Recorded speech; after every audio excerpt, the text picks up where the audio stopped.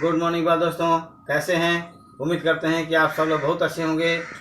जगदल माँ Bhagwati modern school के इस इंग्लिश ग्रामर के डिजिटल क्लास में एक बार फिर से आप सबका हार्दिक स्वागत और अभिनंदन। दोस्तों, जैसा कि आप जानते हैं कि मैं प्रत्येक दिन नए नए टॉपिक से आपके सामने शेयर करता हूं, नए नए टॉपिक पर कुछ बातें करता हूं।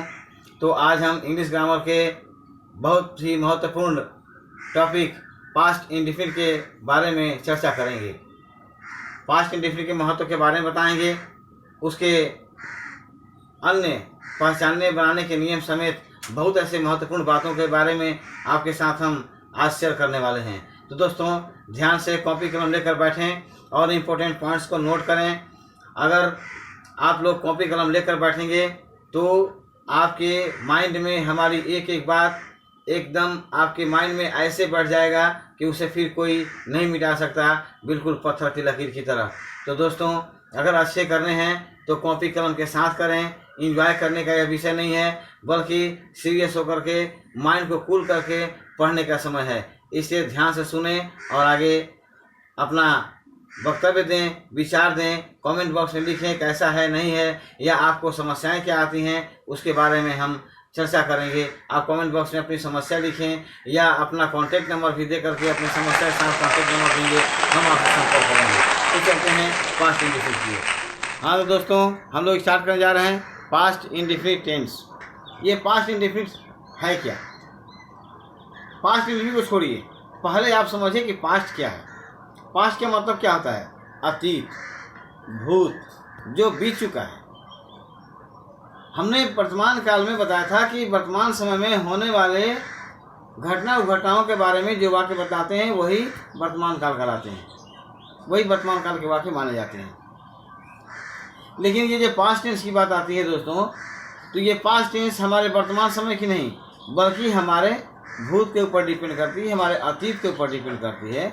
और उसका मेन ये होता है, पहचानने के नियम क्या होते हैं, इसका मेन पहचान क्या होता है कि मुख्य क्रिया रहेंगे, उसके साथ ता, था, ती, थी, टे, थे। अब प्रेजेंट इंडेफिनिट में और प्रेजेंट कंटिन्यूअस में हम थोड़ी सी समीक्षा करना चाहेंगे। प्रेजेंट इंडेफिनिट में हमने क्या पढ़ा था कि परिभाषा बताया था कि जो सर्वभौम सत्य को, वर्तमान काल के सर्वभौम सत्य को दर्शाता हो। एग्जैक्टली पास्ट इंडेफिनिट में भी सर्वभौम सत्य को ही दर्शाए जाते हैं, लेकिन वो अतीत की बात होती है, पास्ट की बात होती है, वर्तमान की नहीं होती है। अब हम ऐसा नहीं कर सकते हैं कि पृथ्वी घूमती थी, हम पृथ्वी घूमती थी नहीं कर सकते हैं, क्योंकि पृथ्वी घूमती है, थी नहीं हो सकता है। तो आपको थोड़ा सा और डीपली हम बताना चाहेंगे, जितने आप इतिहास की बातें पढ़ेंगे, जितने आप कहानियाँ पढ़ेंगे, वो सब ज़्यादा से ज़्यादा लगभग 70 से 80% वो सब के सब पास्ट इंडेफिनिट में ही लिखे होते हैं। यानी पास्ट इंडेफिनिट अगर आप अच्छा से कर लिए तो आप किसी भी कहानी की मार्मिकता को, किसी भी कहानी को समझने में आप सक्षम हैं। तो पास्ट इंडेफिनिट का महत्व तो बहुत ज़्यादा है दोस्तों, क्योंकि आप अगर कोई स्टोरी पढ़ते हैं, कहीं हिस्ट्री पढ़ते हैं या कहीं अदर कुछ पढ़ते हैं जो अतीत पर डिपेंड करता हो, तो पास्ट इंडेफिनिट का ज्ञान होना अत्यंत आवश्यक है, क्योंकि इसमें आपका V2 लगना ही लगना है। लेकिन इसमें अगर अफर्मेटिव बनाएंगे तो ही, क्योंकि जैसे ही नेगेटिव में जाएंगे इसका हेल्पिंग वर्ब सर उठाकर खड़ा हो जाएगा। वो हेल्पिंग वर्ब भी हम बताएंगे आपको कि उसका हेल्पिंग वर्ब क्या है। लेकिन हम लोग अफर्मेटिव में, पास्ट इंडेफिनिट के अफर्मेटिव में हैं, तो अफर्मेटिव में इसका क्या होता है कि हेल्पिंग वर्ब इसमें यूज नहीं किया जाता है। और यहाँ पर साधारण सी बात होती है, सब्जेक्ट V2 ऑब्जेक्ट, काम खत्म। प्रेजेंट इंडेफिनिट के अफर्मेटिव में क्या था दोस्तों? सब्जेक्ट, ध्यान दीजिएगा, सब्जेक्ट V1 यस और यस ऑब्जेक्ट। वहाँ पर हेल्पिंग वर्ब के रूप में मानिए या फिर जो मानिए, वर्ब में यस और यस यानी V5 का लगना ही पर्याप्त था। लेकिन यहाँ पर V1 नहीं लगेगा, V3 नहीं लगेगा, V4 नहीं लगेगा, V5 भी नहीं लगेगा। यहाँ पर क्या लगेगा? Only V2, subject V2 object, that's final. Clear हो गया? तो अब हम आते हैं, आपको ये बनता कैसे है, लेकिन पहचानेंगे कैसे? तो मैंने पहले ही बताया था कि जिस तरह से प्रेजेंट इंडेफिनिट टेंस में क्या होता है कि प्रेजेंट इंडेफिनिट में जिस तरह से ता, था, ती, ता है, ती है, ते हैं लगा रहता है, किसमें? मुख्य क्रिया में। वैसे ही पास्ट इंडिफिनिट में भी ता था, ती थी, ते थे। वहाँ क्या है? ता है, ती है, ते हैं। इसमें क्या हो जाएगा? ता था, ती थी, ते थे।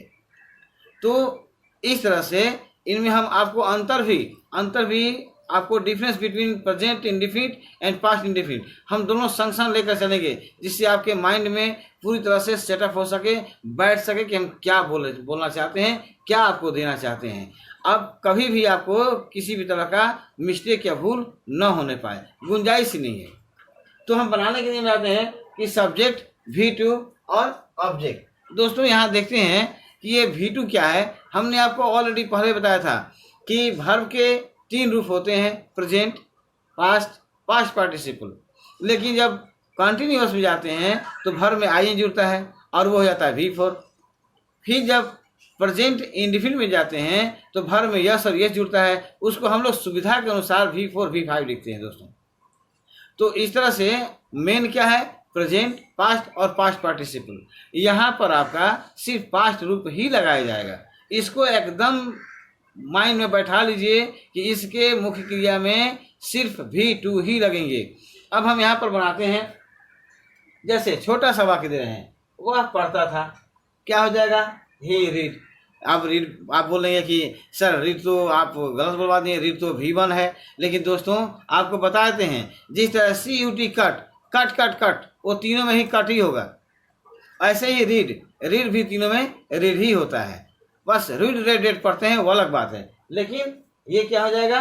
इसका ये हम यहाँ पर लिखे हैं तो V2 लिखे हैं। अब हम दूसरा देखते हैं कि वह फुटबॉल खेलता था, वह फुटबॉल खेलता था। तो क्या हो जाएगा? खेलना क्या है? मुख्य क्रिया है और खेलने के साथ क्या लगा है? ता था, ती थी, ते थे में से ता था लगा है। तो अब हम यहाँ पर बनाएंगे तो कैसे बनाएंगे? तो ही प्लेड फुटबॉल। वहाँ प्ले V1 है, हम उसको क्या करेंगे? V2 में क्या करेंगे? ईडी जोड़ देंगे, प्ले प्लेड प्लेड। और यहाँ पर क्या हो जाएगा? V2 played. तो ही प्लेड फुटबॉल। एक दूसरा हम एग्जाम्पल देखते हैं कि हरी फूल तोड़ता है। हरी क्या तोड़ता है? फूल तोड़ता है। तो तोड़ना तो क्रिया है, उसमें क्या लगा? ता था, तो हो गया पास्ट इंडिफिनिट। अब तोड़ता था तो तोड़ना का क्या होता है? प्लग। अब उसका V2 क्या हो गया? प्लग्ड। तो प्लग्ड हो जाएगा तो हरी प्लग्ड दी फ्लावर। क्लियर। अब हम आते हैं आपका पास्ट इंडिफिनिट के नेगेटिव सेंटेंस की ओर। नेगेटिव सेंटेंस में भी दोस्तों क्या होता है, ये थोड़ा सा समझने का विषय है, इस पर आप थोड़ा सा विशेष ध्यान दीजिएगा। और एक बात खास तौर से हमारे होम असाइनमेंट, जितने हम होम असाइनमेंट देते हैं, प्रत्येक वीडियो में कुछ ना कुछ होम असाइनमेंट हमारा होता है। आप लोग होम असाइनमेंट जरूर बनाएं। तो हम लोग पास्ट इंडिफिनिट के नेगेटिव की ओर से प्रस्थान करते हैं, चलते हैं कि उसमें क्या है। हाँ तो दोस्तों देखिए, आप पास्ट इंडिफिनिट टेंस के negative sentence, past indefinite negative क्या होता है, इसमें भी इनकार के बोध होते हैं, नहीं सब लगे होते हैं। यहाँ मेन चेंजिंग क्या होता है दोस्तों कि जैसे पास्ट इंडिफिनिट में, प्रेजेंट इंडिफिनिट में हमने क्या बताया था? डू या डस का प्रयोग होता है प्लस नॉट का प्रयोग होता है। यहाँ पर क्या होता है? एकमात्र डिड का प्रयोग होगा। किसका प्रयोग होगा? डिड का, ओनली डिड। लेकिन चूंकि नॉट लगा है, नहीं लगा है, इनकार का होता है, तो हम क्या करेंगे? Did not. लेकिन जैसे कि अन्य में V1 लगा है तो V1 लगा है, V2 लगा है तो V3 लगा है तो V3 लगा है, V4 लगा है तो V4 लगा है। लेकिन यहाँ पर देखिएगा, एक थोड़ा सा माइंड को फ्रेश कीजिएगा और समझिएगा। पास्ट इंडिफिनिट का जहाँ अफर्मेटिव सेंटेंस में वर्ब का दूसरा रूप लगता है, लेकिन वहाँ पर किसी भी तरह का हेल्पिंग वर्ब या एक्सिलरी वर्ब नहीं लगता है। लेकिन वहीं पर नेगेटिव में डिड के साथ नॉट लगता है, लेकिन मुख्य क्रिया क्या हो जाता है? प्रेजेंट के रूप में प्रयोग किया जाता है।